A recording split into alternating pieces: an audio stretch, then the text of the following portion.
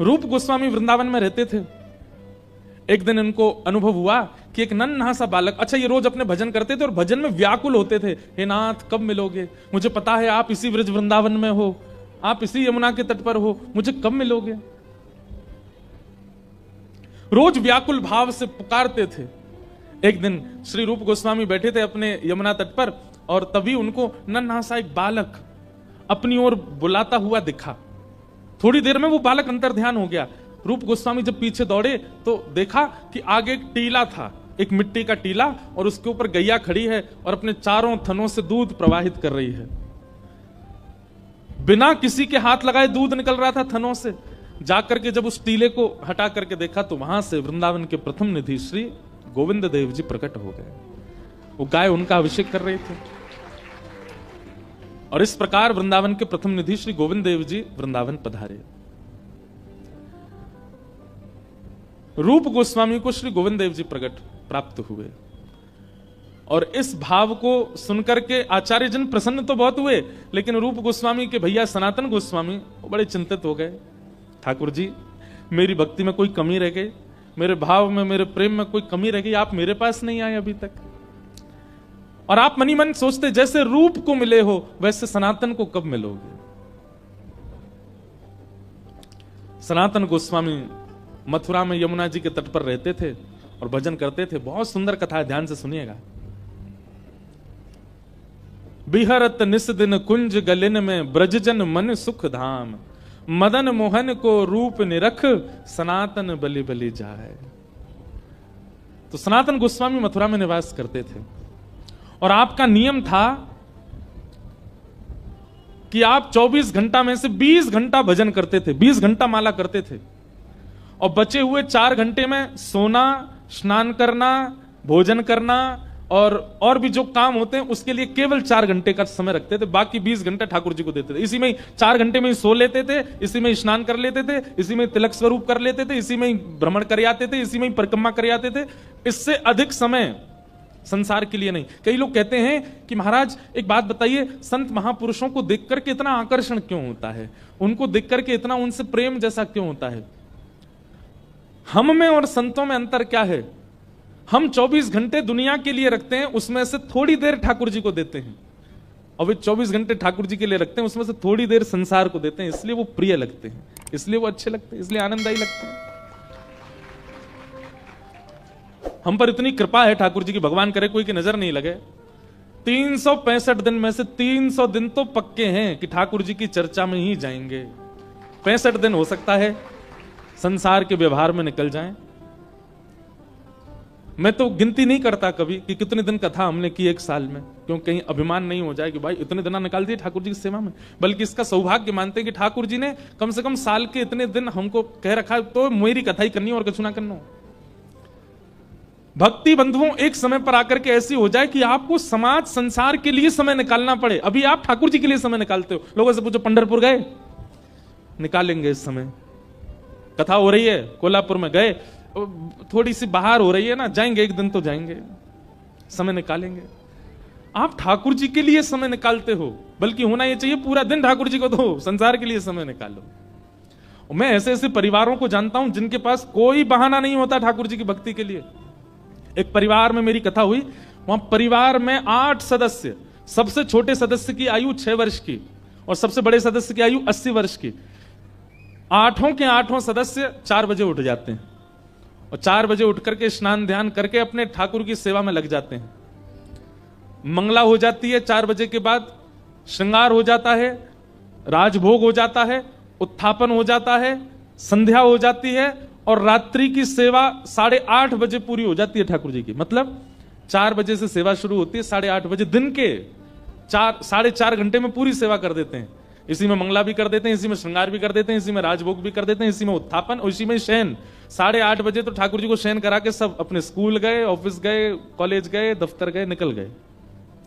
शाम को 6 बजे लौट करके सब आ जाते हैं और आकर के 8-9 बजे तक फिर सो जाते हैं। 3:30-4 बजे फिर उठ करके सेवा। मुझे कुछ दिन पहले मिले, मैंने कहा आज भी, बोले अब तो महाराज जी 2 सदस्य और बढ़ गए हैं, 2 बालकों के ब्याह हो गए, वो भी इतने बजे ही उठते हैं, पूरी सेवा होती है। 4.5 घंटे में ठाकुर जी की पूरे दिन की सेवा कर देते हैं, क्योंकि कार्य की व्यस्तता है। ये भी अच्छा है, कम से कम आप छोड़ तो नहीं रहे, सेवा पूरी कर रहे हैं। बहाना नहीं, बहाना संसार के लिए होना चाहिए, ठाकुर जी के लिए नहीं। अधिकतर लोगों को सुना गया होगा, सुनते हुए आपने देखा होगा कि भाई वृंदावन क्यों नहीं जा रहे, बन ही नहीं रहा, कोई योगी नहीं बनना, समय ही नहीं मिल रहा मुझे जाने का। कभी आपने किसी को ऐसे कहता हुआ सुना, भाई तुम शादी में नहीं आए, क्या करें, ठाकुर जी से समय नहीं मिलता हमको, क्या करें, ठाकुर जी की भक्ति से हमको बिल्कुल समय नहीं होता। हाँ, मैं तो कह देता हूं, महाराज जी आप हमारे यहां ब्याह में नहीं आए, क्या बताएं, कथाओं से समय ही नहीं है। भक्ति तब मानो जब आप किसी से ऐसा कह दो कि भाई क्या करें, ठाकुर जी से हमें समय ही नहीं मिलता, अभी आप संसार से समय निकालते हो।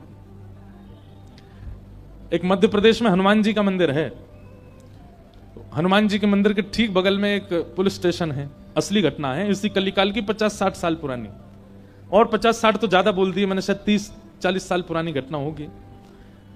तो हनुमान जी के मंदिर में एक सिपाही, एक पुलिस वाले, छोटे, ज्यादा उच्च श्रेणी के नहीं थे, हवलदार थे। तो वो रोज पहले हनुमान जी को प्रणाम करते, फिर अपने पुलिस स्टेशन जाते थे। तो हनुमान जी में उनकी इतनी निष्ठा थी, कई बार वो हनुमान चालीसा पाठ करके हनुमान जी को देखते और नेत्र बंद करते, 4-4 घंटे बैठे रह जाते मंदिर में ही। और फिर अचानक आंख खुलती तो भागते। तो पुलिस स्टेशन के जो मुख्य इंस्पेक्टर थे वो उनको डांटते, ए भाई तुम समय पे नहीं आते हो, कहाँ रह जाते हो, क्या करते हो? बोले मैं हनुमान जी के मंदिर में बैठा रह जाता हूँ बगल में, आज तो मैं सुबह ही जाता हूँ, पर मैं क्या, बोले भक्ति करनी है तो वर्दी उतारो, उसी में लगे रहो। बहुत डांट पड़ने लगी। एक दिन तो लास्ट वार्निंग दे दी, बोले कल से अगर तुमने एक भी दिन ऐसा किया तो तुमको हम निकाल देंगे। लेकिन बेचारे रोज हनुमान जी के पास आते। हनुमान जी के प्रति उनका कोई संबंध था, या तो भाई मानते थे या कुछ मित्र मानते, कुछ मानते थे। तो बाहर आए और बाहर से ही प्रणाम करने लगे हनुमान जी को। अंदर नहीं आऊंगा, अंदर आता हूं तो आप पकड़ लेते हो और मेरी नौकरी छूट जाएगी। बाहर से प्रणाम करके जाने लगे तो मन बेचैन हो गया कि नहीं, क्या नौकरी इतनी बड़ी है मेरे लिए कि मैं हनुमान जी को बाहर से देख रहा हूं? नहीं, भीतर जाके प्रणाम तो करूं, अब लेट होऊंगा तो हो जाऊंगा, क्या होगा, निकाल देंगे मुझे। पर हनुमान जी तो ये जीवन भर साथ रहने वाले, ये मुझे कभी नहीं त्यागेंगे। भीतर गए और जैसे हनुमान जी को प्रणाम किया, उनका तो नियम था, देखते ही समाधि लग जाती थी, बैठ गए समाधि में। और दिन तो 3-4 घंटे की लगती थी, आज 8 घंटे की समाधि लगी। शाम हो गई और शाम होते ही जब होश आया, बोले जय हो बजरंगबली, तुम भी बढ़िया हो। मतलब जब पता था कि आज अगर मैं लेट हुआ तो मैं नौकरी से निकल जाऊंगा, तो आज 8 घंटा लंबी कर दी समाधि। अब शायद आप ही चाहते हैं कि मैं छोड़ छाड़ दूं नौकरी, ठीक है मैं जाता हूं अभी, अब वो मुझे डांट करके निकालें उससे पहले मैं ही निवेदन कर दूंगा, भाई मुझसे नहीं हो पाएगा। भीतर गए, इंस्पेक्टर साहब से जाकर के बोले, भगवान आप रोज रोज मुझे डांटें, उससे अच्छा मैं आपसे निवेदन कर दूं, मैं इस नौकरी के लिए बना नहीं हूं, आप मुझे निकाल दीजिए। इंस्पेक्टर बोले क्यों, क्या हो गया, और तुम ऐसे क्यों बात कर रहे हो, सब बढ़िया तो चल रहा है, कोई दिक्कत है नहीं? बोले नहीं, देखिए उस दिन भी लेट हुआ, आज भी फिर मैं लेट हो गया। कब लेट हुए? आज सवेरे हम लोग गए तो थे, वो चोर पकड़ के भीतर बंद किया, तुमने उसमें इतने मुक्का मारे घुमा घुमा के, बेचारे की नाक से खून निकाल दिया तुमने, हम तुमको रोक रहे थे, लेकिन आज तुम्हें ऐसा बल उठा उठा के फेंक रहे थे उसको। सब बढ़िया तो है, अब समय से आते रहते हो तुम, अब कोई दिक्कत नहीं है, अब क्यों कह रहे हो इस्तीफा देना? बोले मैं कहां गया आपके साथ, मैं तो आज अभी आया हूं पुलिस स्टेशन। तो बाकी सबको, अरे देखो ये क्या, ये पागल हो गया, भांग वांग खा के आया है। अरे भाई हम सब आज सवेरे हमको फोन आया, हम लोग कहीं गए थे पकड़ने, एक चोर को पकड़ के लाए, तुमने उसमें बड़ी पिटाई लगाई, हम सब साक्षी हैं। उसके हाथ पैर कांपने लगे। बोले भगवान मैं सौगंध खा के कहता हूं अपने परिवार की कि मैं सुबह आया था तब से मंदिर में ही बैठा हूं, मैं आया ही नहीं हूं अभी, यहां नौकरी मैंने ज्वाइनिंग ही अभी शाम को करी है। तुरंत दौड़ करके गए, बोले नाथ आज मेरी जगह आप गए थे, तभी इतने मुक्का पड़े हैं चोर में। हनुमान जी महाराज गए उसकी जगह। इसका मतलब ये नहीं है कि कल एग्जाम है और आप कहो हे पंडरीनाथ आप ही मेरा रूप धारण करके चले जाओ, पास करवाया हो मुझे। ये तो भक्ति भाव पर निर्भर करता है, जिसका प्रेम अतीत होता है। और एक बात बिल्कुल शुद्ध तरीके से समझ लीजिए, संसार के लोगों को आकर्षण करने के लिए रूप है, संसार के लोग आकर्षित स्वरूप से होते हैं, संसार के लोग आकर्षित आपके वस्त्रों से होते हैं। ठाकुर जी का आकर्षण का केंद्र मानवों का केवल और केवल सरल स्वभाव। जितना सरल स्वभाव वाला व्यक्ति उतने ज्यादा आकर्षित ठाकुर जी होते हैं उससे। और आज के मानव में सारे गुण हैं, सरलता छोड़ करके, वो सरल नहीं है बस। बाकी सब गुण हैं उसमें। तो सनातन गोस्वामी का नियम था कि वे 24 में से 20 घंटा भजन करते थे और 4 घंटे में शयन करना, स्नान करना, भोजन बनाना और भिक्षा लेकर के आना, ये सब 4 घंटे में ही करते थे। अगर कभी कभी 4 घंटे में विलंब होता था और भिक्षा नहीं कर पाते थे तो भूखे ही भजन में चले जाते थे अगले 20 घंटे के लिए। ऐसा कठोर नियम। आप ब्रजवासियों के यहां से भिक्षा लेते थे और आपका नियम था पकी हुई भिक्षा नहीं लेते थे। 2 प्रकार की भिक्षा होती है, एक तो होती है भिक्षा और दूसरी होती है मधुकरी। ध्यान से सुनिएगा। भिक्षा क्या होती है? बोले भिक्षा में आटा, दाल, चावल, सूखा सामान दिया जाता है, यह भिक्षा है। और मधुकरी जो भोजन बना हुआ है, जो सबने पा लिया है, ठाकुर जी को भोग लगा, उसके बाद जो बच गया है वो मधुकरी है।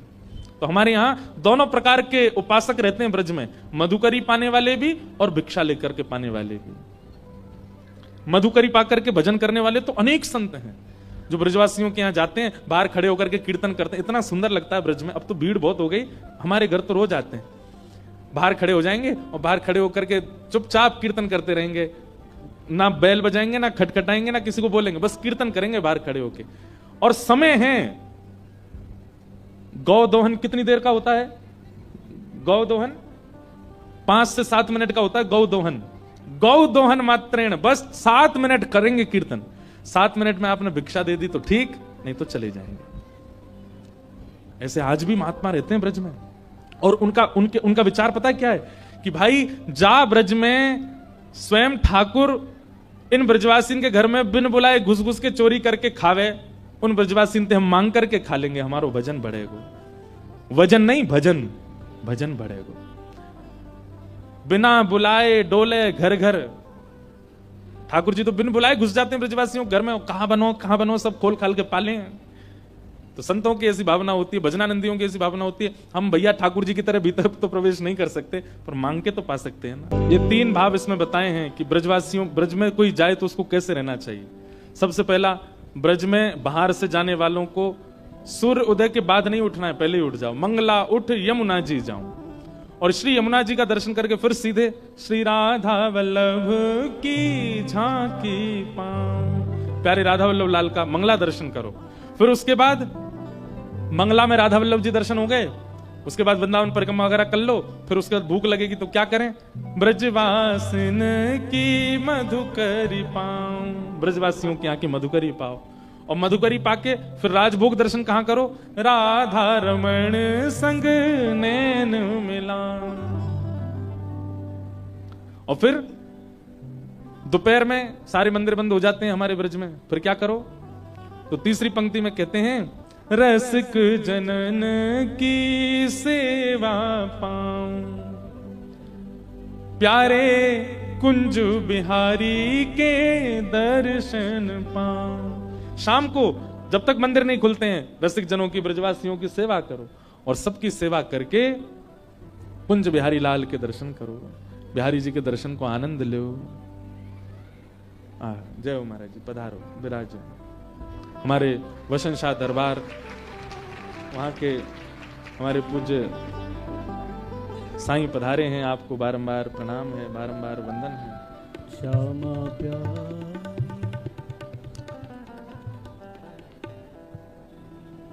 अद्भुत परंपरा हमारे सिंध में, सब परंपराओं का निर्वहन होता है। वहीं वसन शाह दरबार के हमारे श्री ओमी साईं जी आए हैं, आपको बारंबार वंदन है, बारंबार स्वागत है। दरबार में जिनके प्रयास से सब हमारे सिंधी भाई लोग अपने गुरु आश्रित हुए, ऐसे श्री गुरुमुख दास जी के आप सुपुत्र हैं, आपको बारंबार वंदन है, आपसे खूब स्नेह भाव बना रहता है। आज आपका यहाँ आगमन, बहुत बहुत प्रणाम। अयो लाल सवई चो झूले। वाह, हम तो सिंधियों के बीच में कथा कर करके थोड़ी बहुत तो हमको भी आ गई है। अच्छो अच्छो वयो, बैठने को क्या बोलते हैं? बसो, वयो वयो वयो। तो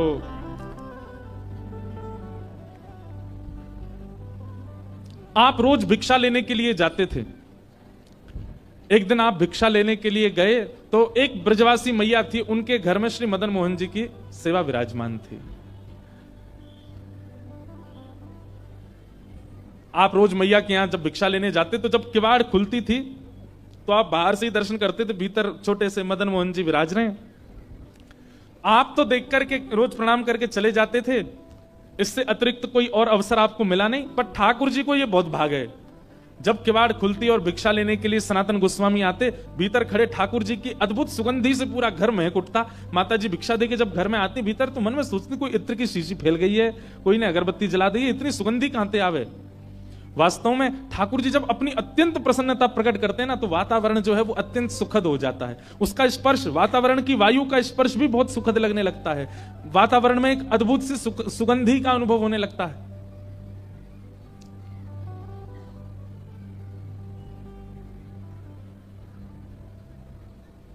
तो ठाकुर जी को भागे सनातन गोस्वामी, हमको भाते हैं ठाकुर जी, पर ठाकुर जी को भागे सनातन गोस्वामी। रात्रि में ठाकुर जी मैया की, बूढ़ी मैया जो थी उनके स्वप्न में गए और स्वप्न जाके बोले, मैया तुमने मेरी बड़ी सेवा करी, मैंने तुम्हारे घर खूब सेवा करी, खूब सेवा करवाई, खूब 56 भोग अरोगे, खूब आनंद से प्रेम पायो, लेकिन अब आपके कछुदिना शेष रह गए। मैया को बता रहे हैं ठाकुर जी, मैया से कह रहे हैं कछुदिना में आप तो चली जाओगी वैकुंठ और फिर मैं अकेला रह जाऊंगा, फिर आपके दूर दूर के रिश्तेदार सब यहां पे आके लड़ेंगे झगड़ेंगे कि हम करेंगे सेवा, हम करेंगे सेवा। मैया वहां से अच्छा तो तू मुझे पहले ही कोई और कुछ सौंप जा। तो मैया ने स्वप्न में ही पूछा, जय जय कौन है, कौन ऐसा सुहागन है जिससे आप अपनी सेवा कराना चाहते हैं। तब ठाकुर जी बोले, मैया एक बाबा तो भिक्षा ले हुए आवे, सनातन बाबा, वही को तू मुझे पधरा दे, मैं वही के पास ही अपनी सेवा करवाऊंगा। मैया पहले तो बहुत रोई, बोले मेरी सेवा में कोई कमी है ठाकुर जी? बोले कमी नहीं है मैया, तू बस कछुदिना की मेहमान हो रहे।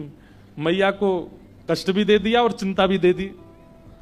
किसी को पहले ही बता दो कि भैया तुम्हारे कछुदिनी शेष बच्चे, तो वैसे ही बेचारो टेंशन में आ जाए। ठाकुर जी केवल इतना ही कह देते कि उसको दे दो, ये क्यों बता दिया कि कछुदिना में जाने वाली है। मैया को पहले तो चिंता हुई, बाद में मैया ने विचार किया कि ठाकुर जी सही कह रहे हैं, अगर मैं किसी को नहीं देके जाऊंगी तो रिश्तेदारों की नजर तो गड़ी है, क्योंकि दर्शनार्थी आते हैं, चढ़ावा चढ़ता है, और उस चढ़ावे के लोभ में कहीं ठाकुर जी को कहीं गलत स्थान पर ना ले जाया जाए। अगले दिन मैया ने श्रृंगार किया, भोग लगाया, इतने में बाहर सनातन गोस्वामी आ गए थे भिक्षा लेने।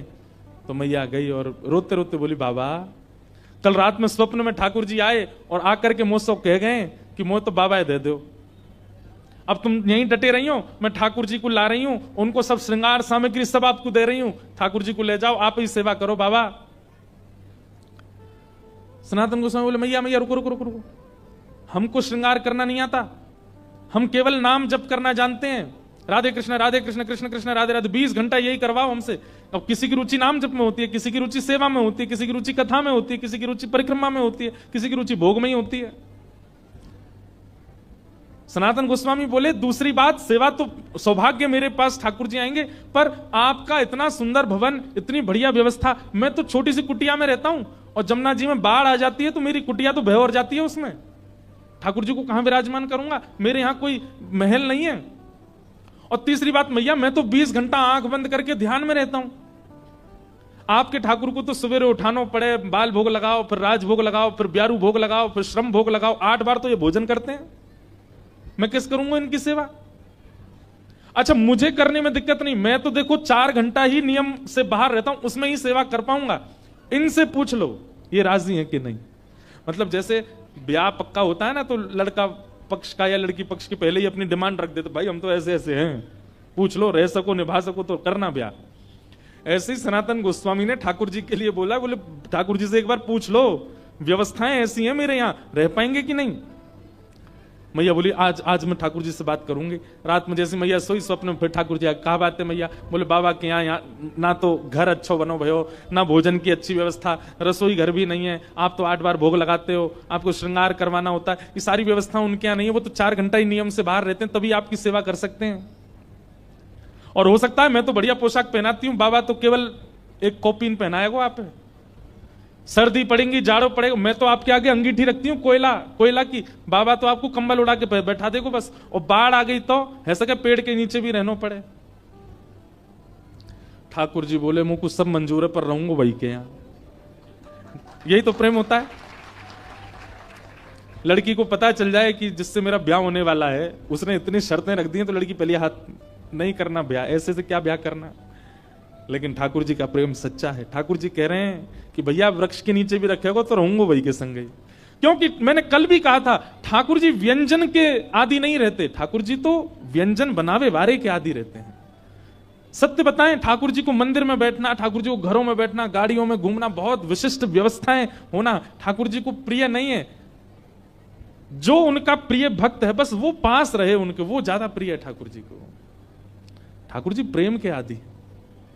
दूसरे दिन मैया के यहां जैसे सनातन गोस्वामी आए, मैया तो अपने ठाकुर जी गोद में लेके आई, बोले बाबा आपकी सारी शर्तें हमारे ठाकुर जी को मंजूर है, रहेंगे आपके पास से।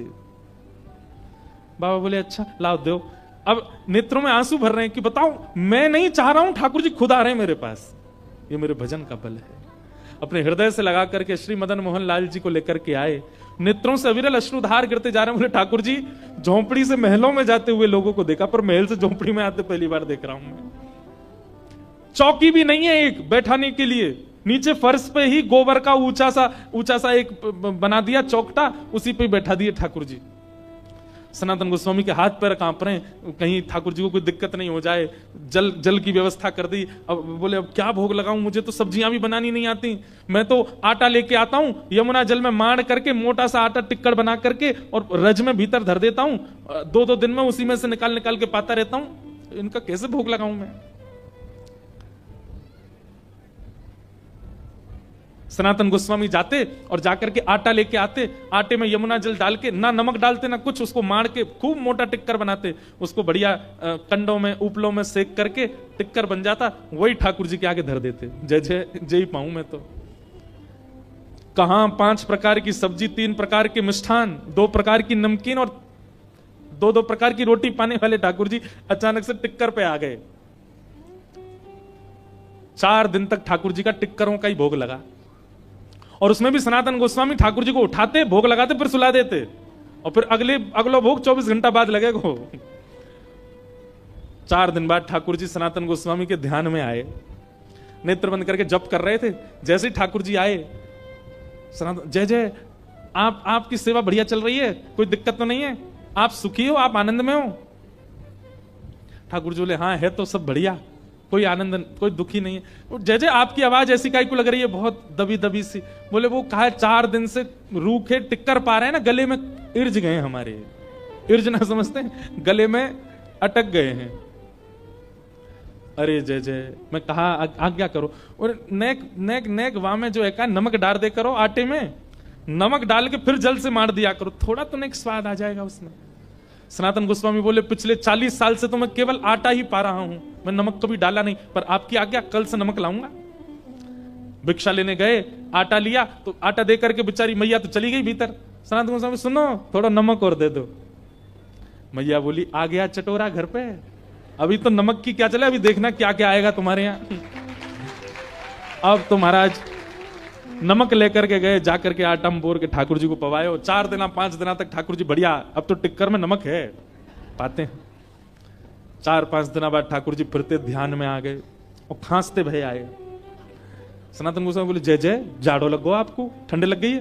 नहीं जाड़ा ठंड तो नहीं लगी है, पर भैया देखो बहुत बढ़िया लग रहा है हमको, कोई दिक्कत नहीं, हम बहुत प्रसन्न है, 24 घंटा में एक बार भोजन मिलता है, प्योर डाइटिंग चल रही है हमारी। लेकिन ठाकुर जी ने ऐसा तो नहीं बोला, कोई तो मैं बोल रहा हूं। लेकिन भाई आटा जो है ना, ये पेट में जाता है, जगह जगह चिपक जाता है, इसलिए उसमें घी लगाया जाता है ताकि सब जगह से बढ़िया प्रेम से निकल जाए। नेक घी लगा दे करो वहां में रोटी में। ठाकुर जी मेरे पास घी कहां से आया, लेकिन मैं कोई नहीं, भिक्षा में लेके आऊंगा। भिक्षा लेने गए, आटा लेके आए, नमक लेके आए, मैया से मैया नेक्स्ट से तो घी दे दो। घी का एक सुंदर डिब्बा दे दिया। आप तो महाराज टिक्कर बनते हैं, उसमें घी और लगता है। अच्छा सनातन गोस्वामी तो पिछले 40 साल से साधारण पाते थे, लेकिन अब वे भी पाते हैं तो उनको कहते हैं भाई स्वाद तो है, आनंद तो आ रहा है। और फिर चिंता होती है कि कहीं ऐसा नहीं हो मेरी जीभ चटोरी हो जाए इनके चक्कर में। अब तो घी लगा के पान लगे। 5-6 दिन की सेवा हुई, ठाकुर जी फिर आ गए और ध्यान में आकर के सनातन गोस्वामी जय जय सब आनंद, कोई दिक्कत तो नहीं, सब बहुत बढ़िया है। तो बोले फिर, बोले जब आप जाते हो भिक्षा लेने, आटा भी लाते हो, नमक भी लाते हो, घी तो है ही है, एक आलू भी ले आया करो, और जब टिक्कर सेकते हो तो उसमें जो धीमी धीमी आंच रहती है उसमें आलू डाल दिया करो, वो आलू भुन जाएंगे, भुन के उनके छिलका अलग करके मीड़ के उसमें नमक डाल करके दे दिया करो। सनातन गोस्वामी बोले फिर 6 दिन बाद कहोगे नींबू भी ले आओ, फिर कहोगे चीनी भी ले आओ, फिर कहोगे मालपुआ बनाओ, अब कहोगे फिर रसगुल्ला बनाओ। ठाकुर जी आप चलो, आपको वापस मैं ही छोड़ के आऊं महलों में। और महाराज जैसे ही ठाकुर जी गोद में उठाए वापस ले जाने के लिए, प्रत्यक्ष श्याम सुंदर प्रकट हो गए और लिपट गए, और मदन मोहन जी प्रकट होकर के बोले मैं रूखी रोटी में ही राजी हूं, रहूंगा तुम्हारे पास से, जाऊंगा नहीं यहां से, यहीं रहूंगा। आहा बिहरत निस दिन कुंज गलिन में ब्रज जन मन सुख धाम, मदन मोहन को रूप निरख सनातन बलि बलि जाए। ऐसे हमारे श्री मदन मोहन लाल, बोलो मदन मोहन लाल की। तो वृंदावन सप्त निधियों के दूसरे ठाकुर जी श्री मदन मोहन लाल जी ऐसे सनातन गोस्वामी के पास आए। इसके बाद मुगलों का बहुत आक्रमण चल रहा था, उसमें भी औरंगजेब ये क्या करते थे कि ये मंदिरों में जाके मंदिर तोड़वा देते थे और फिर मूर्तियों को खंडित कर देते थे, जिसके कारण कई ठाकुरों ने ब्रज से राजस्थान पलायन किया। गोविंद देव जी प्रस्थान कर गए, जयपुर में विराजमान हो गए। गोविंद देव जी के मंदिर की 3 मंजिलें तो गिरवाई दी थी औरंगजेब ने। तो गोविंद देव जी को ले जाकर के जयपुर के राजा ने कहा कि हम यहां सुरक्षा देंगे, आप ठाकुर जी को ले आओ। तब फिर सनातन गोस्वामी ने पत्र लिखा, बोले भैया हमारे ठाकुर श्री मदन मोहन जी हैं और इनकी भी बड़ी ख्याति है, सब मथुरावासी ब्रजवासी दर्शन करने आते हैं, इनका भी स्थान वहीं हो। तब सनातन गोस्वामी जी भी इनके शिष्य या सनातन गोस्वामी वो लेकर के ठाकुर जी को मथुरा गए, जयपुर गए, और श्री मदन मोहन लाल जी जयपुर में विराजे। अब जयपुर के राजा जो थे वो गोविंद देव जी की सेवा करते थे, और गोविंद देव जी की सेवा के बाद फिर श्री मदन मोहन जी की सेवा करते थे। जयपुर में 3 ठाकुर विराजते हैं वृंदावन के, मदन मोहन, गोविंद देव और गोपीनाथ। तो राजा की एक पुत्री थी, उसका विवाह हुआ, बड़े धूमधाम से विवाह हुआ। राजस्थान में करौली एक जगह, वहां पर उसका विवाह हुआ।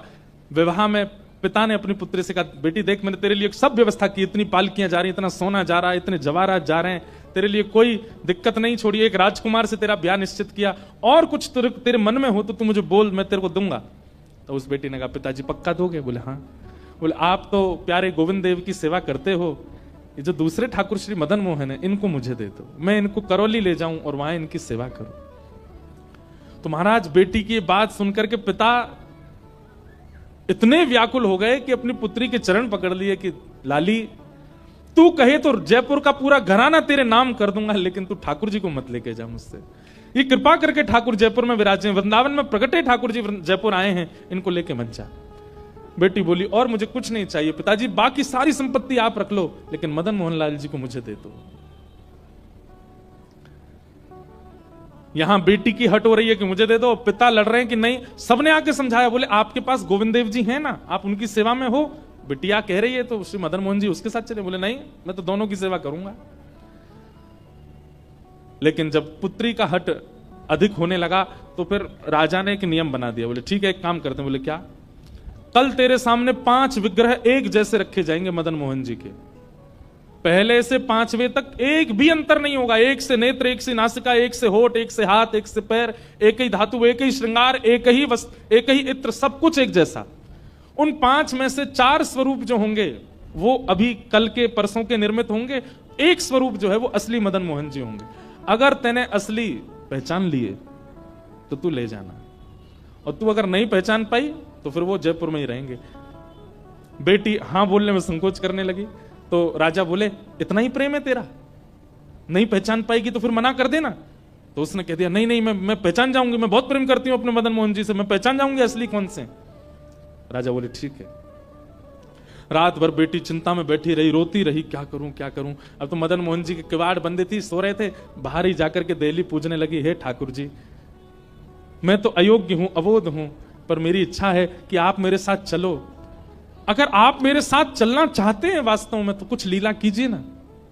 और ऐसा कहकर के रोते रोते रोते वो वहीं सो गई। ठाकुर जी स्वप्न में आए और स्वप्न में आकर के बोले, सुनो हे राजकुमारी। बोले हाँ। देखो तुम्हारे पिता मुझे बिल्कुल नहीं छोड़ना चाहते, वो पांचों स्वरूप एक जैसा ही बना करके प्रस्तुत करेंगे, मुझे पहचान पाना बहुत मुश्किल होगा, तुम नहीं पहचान पाओगी। राजकुमारी बोली, जय जय, तो फिर मैं क्या करूं। बोले भैया सुनो, तुम ना पांचों के हाथ पकड़ के देखना, जिसके हाथ पकड़ने पर उसके एक हाथ की उंगली खड़ी होकर के हिलने लग जाए, समझना वो मैं ही हूं। मैं अपनी एक उंगली हिला दूंगा, मेरी एक उंगली से तुम पहचान जाना मैं हूं। पिता को बिल्कुल विश्वास से कह देना यही मदन मोहन है और मैं तुम्हारे साथ चल दूंगा। वो तो नाचने लगी रात में, जय हो मेरे मदन मोहन लाल, अब तो कल मैं आनंद से, आप बस उंगली हिला देना अपनी। राजा ने कोई कसर नहीं छोड़ी, एक एक अंग बिल्कुल मदन मोहन जी जैसा निर्माण करवाया और 5 ठाकुर विराजमान कर दिए और अपनी पुत्री को सामने खड़ा किया। जयपुर के राजघराने के सब लोग खड़े हैं, बड़े बड़े लोग, देखने के लिए कि आज पता चले मदन मोहन जी जाएंगे कि नहीं। और कहा, लाली देखो बताओ कौन से मदन मोहन जी। नेत्रों में पट्टी बांधती थी ताकि स्पर्श से ही पहचान सके, तो पहले मुंह पकड़ती, उसके बाद यहां पकड़ती, हाथ पकड़ती, जैसे ही हस्त कमल पर हाथ घुमाती, उंगली नहीं हिलती, बोलती ये नहीं है। दूसरे पर हाथ करती और हाथ पे ऐसे घुमाती, बोली ये भी नहीं है। तीसरे चौथे सब निकल गए। अब तो वो घबरा गई कि ऐसा तो नहीं मदन मोहन जी उंगली उठा ही नहीं रहे हो।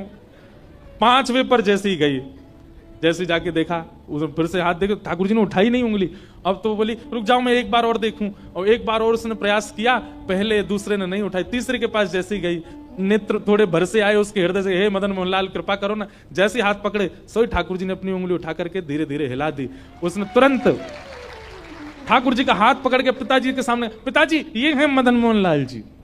अब सब लोग देखने लगे, राजा को पता है असली कौन से। राजा नतमस्तक हो गया, दंडवत हो गया, और दंडवत होकर के बोला, पुत्री ने सही चुना, यही है श्री मदन मोहन लाल। महाराज रथ तैयार किया, उसमें मदन मोहन जी को विराजमान किया और बहुत रोया राजा। पुत्री जाते जाते बोली, पिताजी आप रोइए मत, आपने देखा मैं कितना प्रेम करती हूं मदन मोहन जी से, आपने 5 स्वरूप बनवाए फिर भी मैं पहचान गई कौन से हैं मदन मोहन लाल जी। राजा धीमे से बोले, सुन मुझे सब पता है, तूने कैसे पता किया। वो उंगली हिलती हुई मैंने भी देखी थी, लेकिन मैं कष्ट में नहीं रो रहा हूं, मैं तो प्रसन्नता में रो रहा हूं। तू ले जाना चाहती तो मैं कभी नहीं भेजता, पर ठाकुर स्वयं जाना चाहते हैं इसलिए मैं भेजूंगा। वो स्वयं इच्छा प्रकट कर रहे हैं इसलिए मैं भेजूंगा। और इस नाते से, इस कृपा से श्री ठाकुर मदन मोहन लाल जी आज भी जयपुर के श्री राजस्थान के श्री करौली में विराजमान हैं। बोलो मदन मोहन लाल की, मोहन लाल की। ऐसे प्यारे श्री मदन मोहन लाल जी करौली राजस्थान में विराजमान हुए और फिर राजस्थान में जाकर के प्यारे मदन मोहन लाल जी ने अपने अनेक, ये ऐसे अद्भुत ठाकुर हैं हमारे ब्रज के। देखो 9 तो बज गए, पर आज कथा लेट शुरू हुई है तो एक देर और बैठो, और कल सुबह जल्दी भी करनी है। हमको क्या है ना, वैसे तो मेरा ऐसा समय की पाबंदी वाला नहीं हूं मैं, पर जब लोग उठते दिखते हैं तो मुझे लगती है अच्छा तो अब पूरी करनी है। अब आगे वाले तो बेचारे बैठे रहते हैं, पीछे वाले धीमे धीमे उठते हैं। तो अब होगा, सबको यहाँ रहती है घर जाना है, भोजन बनाना है, महाराज जी का क्या है। पर हमारे श्री मदन मोहन लाल जी के सबसे ज्यादा, आप लोगों को आश्चर्य होगा, हमारे मदन मोहन जी को भजवे वाले सबसे ज्यादा हैं तो सब हिंदू ही, पर हमारे कई मुसलमान भाइयों ने भी श्री मदन मोहन जी को खूब भजा। आप लोग आज भी अगर करौली राजस्थान जाएंगे तो वहां आज भी हमारे कई मुस्लिम समाज के लोग रहते हैं, और श्री मदन मोहन जी के मंदिर के आसपास ही उनके व्यापार कार्य सब हैं। एक बड़े परम निष्ठ भक्त हुए, उनका बस हम चरित्र कह के फिर कथा विश्राम दे। काले खां बहुत अद्भुत भक्त हुए श्री मदन मोहन जी के। काले खां, काले खां के चरित्र से एक बात सिद्ध हो जाएगी कि आपके चाहने से ठाकुर जी आपसे प्रेम नहीं करते, ठाकुर जी को आपसे प्रेम हो जाएगा तो आपको ठाकुर जी से प्रेम होगा। आप कथा सुनकर के भजन कर लोगे, भक्ति कर लोगे, श्रद्धा कर लोगे, समर्पण कर लोगे, पर प्रेम तो जब तक वो नहीं चाहेंगे तब तक नहीं होगा। और एक बात कह लें, अगर वो चाह जाएं आपसे प्रेम, तो फिर भले ही चाहे आप कोई भी हो, कैसे भी हो, कुछ भी खाते हो, कुछ भी पीते हो, कहीं भी रहते हो, वो आपको अपना करके ही मानेंगे। उसका प्रमाण है, न जाने कौन से गुण पर दया निधि रीझ जाते हैं। आपका कौन सा गुण उनको अच्छा लग जाए क्या पता। पर हां, एक बात मैं स्पष्ट रूप से दावे के साथ कह सकता हूं, आपकी जाति नहीं देखेंगे, आपका खान पान भी नजरअंदाज कर देंगे, लेकिन आपका स्वभाव सरल होना चाहिए बस। अगर आप सरल स्वभाव वाले हो तो अंग्रेज हो तो भी ठाकुर जी स्वीकार कर लेंगे, मुसलमान हो तो भी ठाकुर जी स्वीकार कर लेंगे। काले खां,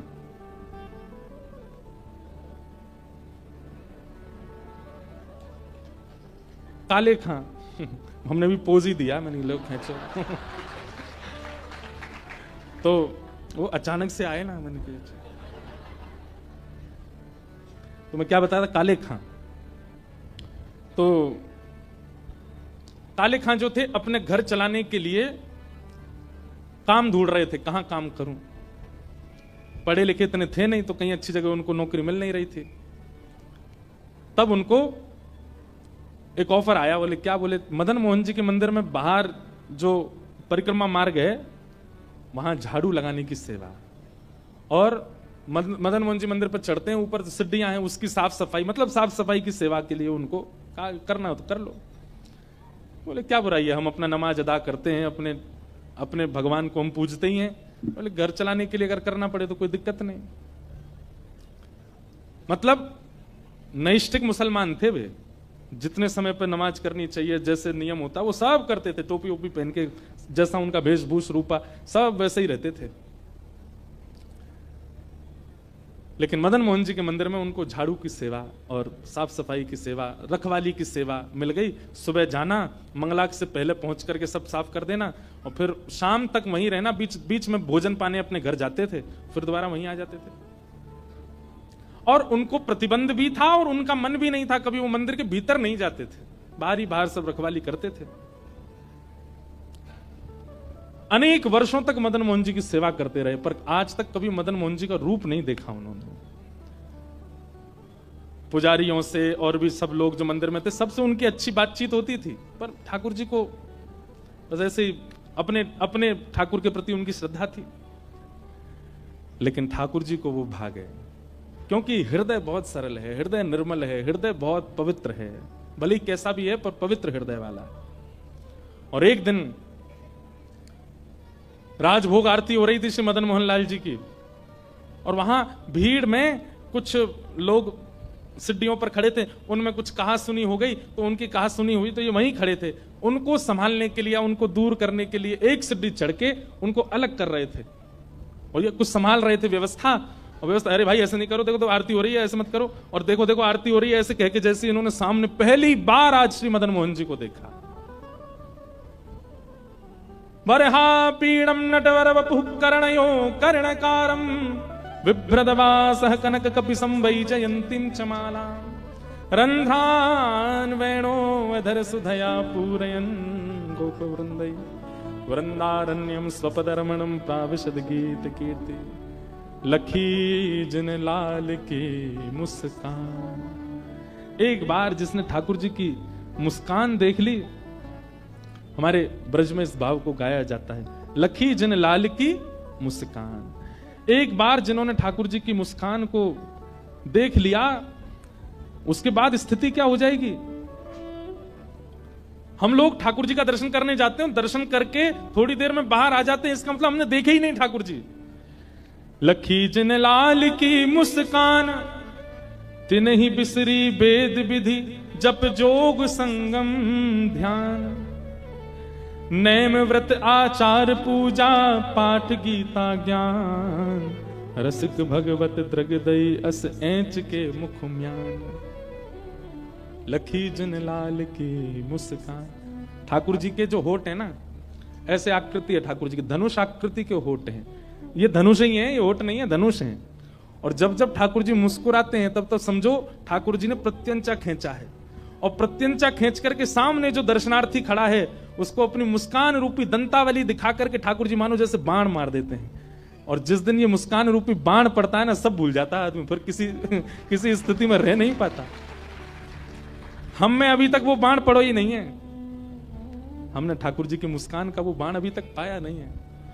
और ठाकुर जी ने इतने सारे दर्शनार्थी खड़े थे, लेकिन बहुत दिनों से ठाकुर जी प्रत्यंचा चढ़ाए खड़े, सामने ही नहीं आ रहा था काले खां। और आज जैसे ही वो विवाद अपवाद हुआ नहीं था, ठाकुर जी ने ही करवाया था। आरती में कौन लड़ता है भाई, आरती में सबका ध्यान ठाकुर जी पे होता है, वो लड़ने लगे, अरे हटो ऐसे लड़ते हैं, आरती हो रही है देखो। और जैसे ही सामने देखा, आहा ऐंच के मुख म्यान, ठाकुर जी ने अपने होठ रूपी धनुष बाण से मुस्कान रूपी प्रत्यंचा खींच करके और दंतावली बाण जैसे ही मारा, मुस्कान देख करके काले खां खड़ा रह गया, पलक झपकना भूल गया। नेत्रों से आंसू क्यों गिर रहे हैं उसको नहीं पता है, उसके रोंगटे क्यों खड़े हो रहे हैं उसको नहीं पता है। जैसे हमारे ब्रज में एक बात कहें, भैया सांप के डसे को तो मंत्र है, पर सांवरे के डसे को कोई मंत्र नहीं है। सांप के डसे को तो जहर उतारो जा सके, पर जहां कोई सांवरो डस दे वहां को कोई मंत्र नहीं लगे। जैसे सांप का डसा जो होता है ना, कभी कभी गूंगा हो जाता, वो बोल नहीं पाता, ऐसे काले खां हो गए। वो अगल बगल वाले लोगों को देख रहे हैं, नेत्रों से आंसू गिर रहे हैं, और उनसे कुछ कहना चाहते हैं कि मुझे क्या हो रहा है, क्योंकि कभी आज तक ऐसा कभी अनुभव हुआ ही नहीं। ना उन्होंने कोई जग किया, ना कोई जप किया, ना कोई तप किया, ना कभी तिलक लगाया, कुछ नहीं किया था। और बस पूछ नहीं पा रहे, अगल बगल वाले को हिला करके बुलाते हैं, सामने हाँ क्या बात है, तो बस रोते हैं, कुछ बोल ही नहीं पाते, क्या हो गया है मुझे नहीं पता। दर्शन पूरे हुए, कपाट जैसे बंद हुए, व्याकुल हो गया चित्त, जैसे किसी व्यक्ति को प्यास लगी हो और पानी दिखा करके दूर कर दिया जाए तो बेचैनी जैसी होती, वैसी बेचैनी हो गई। आज काले खां भोजन करने घर नहीं गए, बस दूर कोने में बैठे हैं और प्रतीक्षा कर रहे हैं, मुझे हुआ क्या है।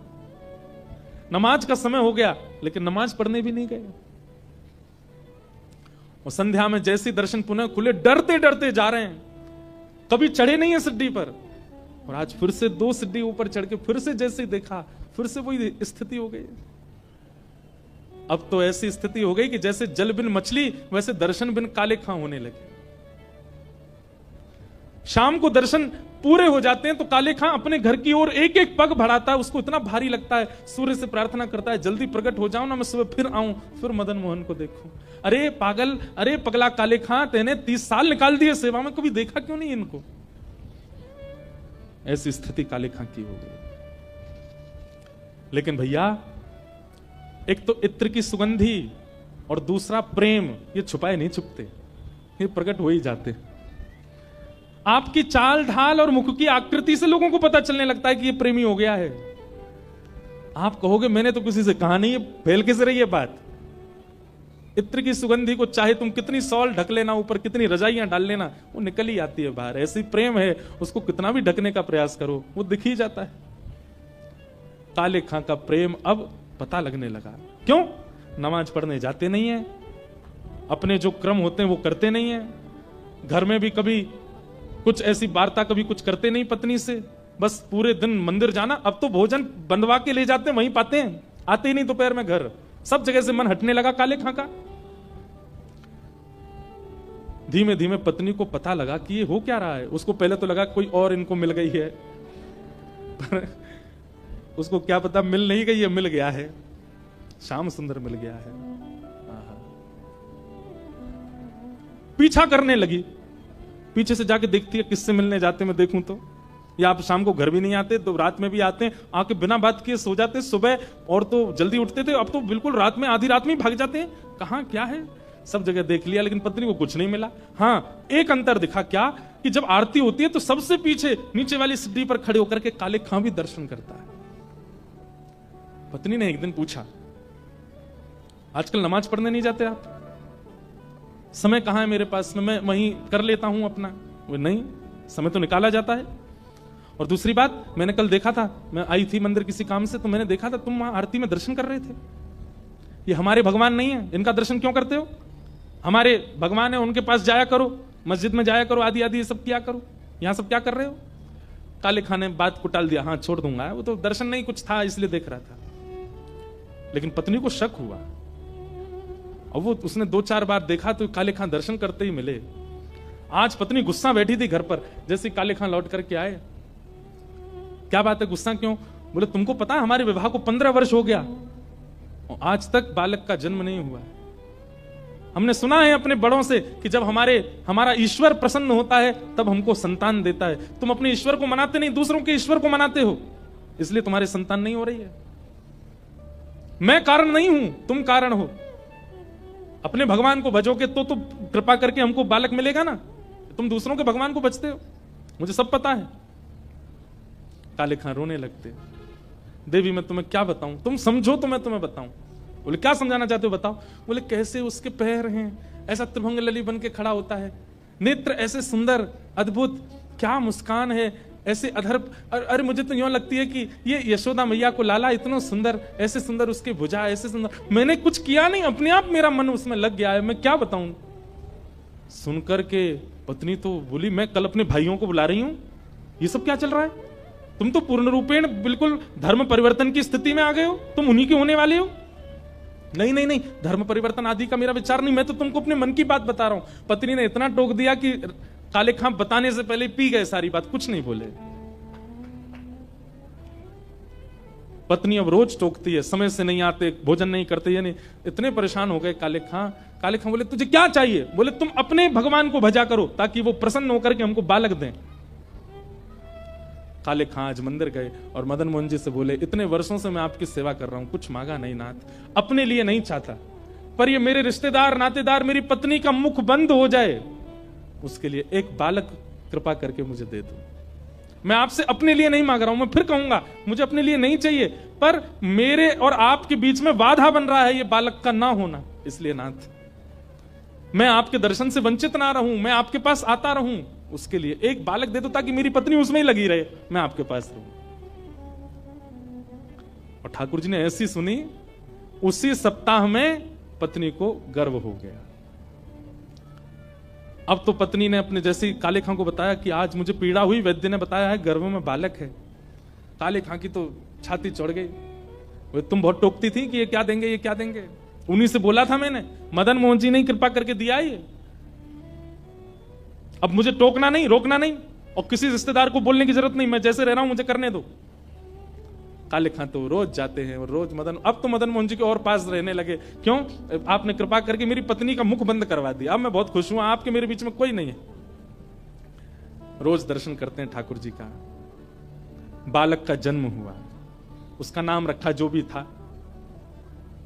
धीमे धीमे बालक बड़ा हुआ, 8 वर्ष तक बहुत बढ़िया सब कुछ चलता रहा। मदन मोहन जी भी खूब प्रेम देते हैं, जो जो मांगता है रसखान वो हो जाता है। कभी रसखान के मन में होता है कि मैं प्रसाद पुजारी जी से तो मांग नहीं सकता, कोई दर्शनार्थी निकल रहा हो और ठाकुर जी ऐसी कोई कृपा करना उसके हाथ से प्रसाद गिर जाए और वो नीचे जब गिरे तो मैं कहूंगा अरे नीचे गिरा हुआ क्या लोगे, वो चला जाए, उसको बीन के मैं पालूं। कभी आपकी इत्र की प्रसादी मिल जाए, कभी कुछ, इस प्रकार से वो भावना करता और ठाकुर जी कैसे ना कैसे पूरी कर देते काले खां की।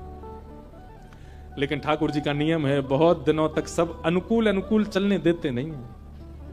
बिना कौतुक किए, बिना खेल किए तो इनका मन नहीं लगता। और एक दिन ठाकुर जी ने खेल किया। क्या खेल किया?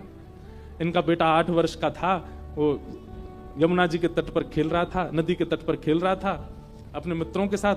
तभी एक काले नाग ने उसको डस दिया और नीला पड़ गया और उसकी मृत्यु हो गई, बेटे की मृत्यु हो गई। बच्चे दौड़े दौड़े उसकी पत्नी को बुला करके लाए, तुम्हारे बेटे को काले सांप ने डस दिया। वो बालक को लेकर के ओझा के पास गई, झाड़ा करने वालों के पास गई, सबने उसको मृतक घोषित कर दिया। किसी बालक से कहा था इसके पिता को बुला के लाओ, मदन मोहन मंदिर में सेवा करते हैं, वो उनसे कह के आओ कि बालक को ऐसे ऐसे विष लगा है। बालक जब बताने आया तब ये आरती दर्शन कर रहे थे मदन मोहन जी का, तभी एक बालक ने कहा, बोले अरे काले काले चाचा, आपके पुत्र को सांप ने काट लिया। वो समाचार सुनकर के काले खां देख रहे थे मदन मोहन जी को, समाचार सुना कि आपके पुत्र को काले सर्प ने डस दिया। आंखों से आंसू निकले और मुख पर बड़ी मुस्कान।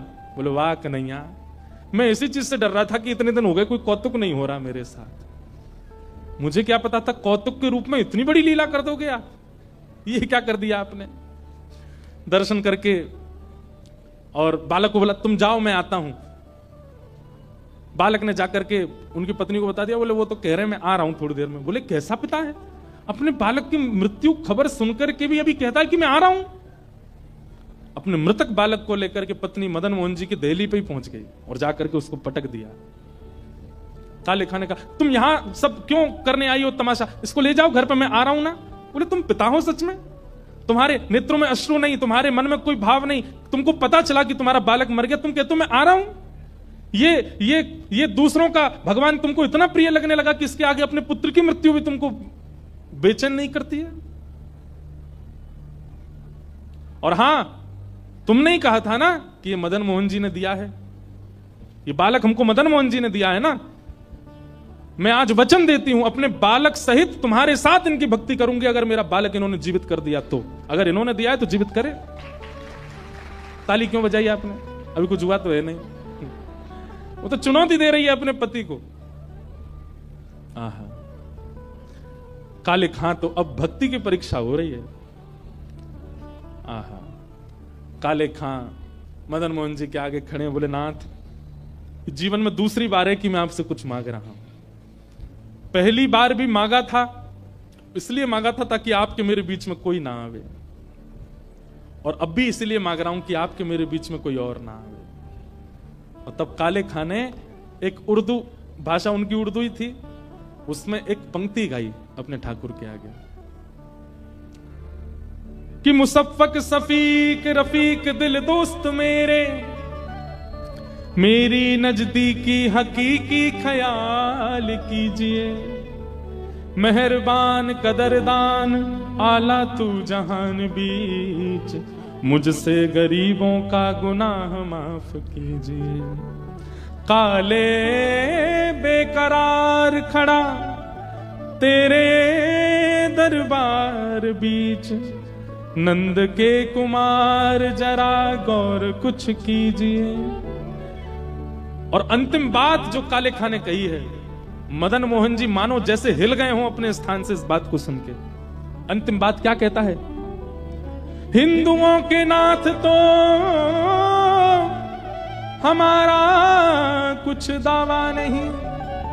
मेरे परिवार, मेरे रिश्तेदार और मेरे समाज के लोग मुझे यही कह के टोकते हैं कि आप हिंदुओं के भगवान, हिंदुओं के नाथ तो हमारा कोई दावा नहीं। पर मैंने तो सुना आपको जगन्नाथ बोलते हैं, आप तो जगत के नाथ हो जगत के नाथ तो हमारी सुध लीजिए। यदि आप वास्तव में जगन्नाथ हो, यदि आप वास्तव में जगत के नाथ हो, तो इस जगत में मुसलमान भी है, मेरी सुध लीजिए ना। अंतिम पंक्ति जब काले खां ने कही, हिंदुओं के नाथ तो हमारा कुछ दावा नहीं, हो जगत के नाथ तो हमारी सुध लीजिए, ये बात जैसे ही कही है उसने, अब तो ठाकुर जी पर बात आ गई, भाई जगन्नाथ हो तो जगत में तो सब आते हैं, हम भी आते हैं, हमारा ध्यान दो। ठाकुर जी ने कहा मैं हिंदुओं का नहीं, मैं तो सबका हूं। और इतना कहते ही वहां हजारों लोग खड़े थे, पत्नी खड़ी थी, मृतक बालक काले खां का उठ बैठा, जीवित होकर के खड़ा हो गया और खड़े होकर के तुरंत अपने पिता की उंगली पकड़ करके कहा, पिताजी